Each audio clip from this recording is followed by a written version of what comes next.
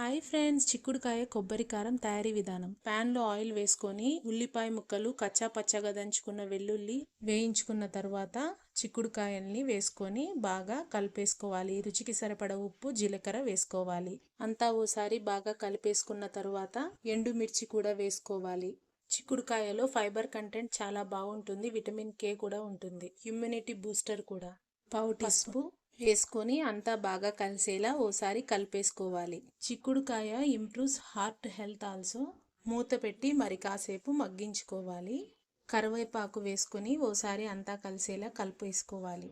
ధనియాలు, జీలకర్ర పొడి వేసుకోవాలి. తగినంత కారం వేసుకోవాలి.